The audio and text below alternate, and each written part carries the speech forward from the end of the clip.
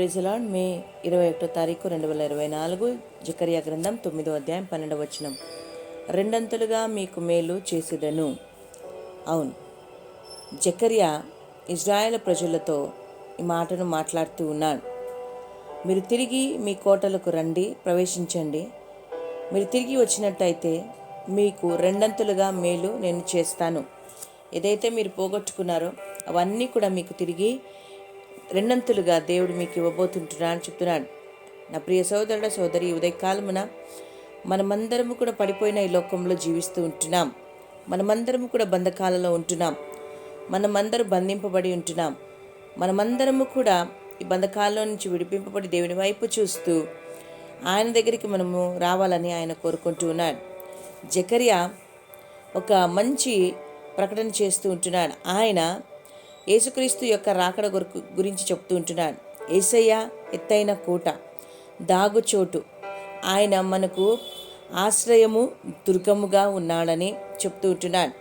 అవును, ఎవరైతే ఆశ్రయదుర్గమైన యేసయ్య దగ్గరికి పరిగెత్తుకొని వెళ్తారో, ఆయన యొక్క ప్రొటెక్షన్లో ఎవరైతే ఉంటారో, ఎవరైతే ఆయన యొక్క కాపుదలలో, ఆయన భద్రతలో ఉంటారో, ఎవరైతే దేవుని దగ్గరికి తిరిగి వస్తారో అట్టి వారికి దేవుడు రెండంతులుగా మేలు చేస్తాడంట. అంటే పోగొట్టుకున్న సమస్తాన్ని తిరిగి దేవుడు వారికి ఇచ్చే దేవుడు అంటున్నాడు. అవును, ఈరోజు ఒకవేళ మన యొక్క జీవితాలలో నుంచి సంతోషమును, కృప, రక్షణ, నిరీక్షణ, సమాధానము, పోషణ కొరకైన కావాల్సినవి, మన ఆరోగ్యము ఏదైతే మనం పోగొట్టుకున్నామో ఈ లోకంలోనికి వెళ్ళి మనము దేవుని దగ్గరికి తిరిగి వచ్చినప్పుడు ఇవన్నీ కూడా ఆయన మనకు తిరిగి రెండంతులుగా ఇచ్చే దేవునిగా ఉంటున్నాడు. కాబట్టి నా ప్రియ సహోదరుడా సహోదరి, ఈరోజు లోకంలో చూస్తూ లోకం వైపు నువ్వు పరిగెత్తూ ఉంటే నువ్వు మేలు పొందుకోలేవు. కానీ ఇదిగో రక్షకుడైన యేసయ్య వైపు చూస్తూ ఎత్తైన కోట ఆయన, ఆశ్రయదుర్గం ఆయన, నమ్మదగిన దేవుడు, సహాయం చేసే దేవుడు, పోషించేవాడు, ఆదుకునేవాడు, నిన్ను నన్ను బలపరిచే దేవుడు అంటున్నాడు. ఆయన దగ్గరికి మనం రావాలని దేవుడు కోరుకుంటూ ఉన్నాడు.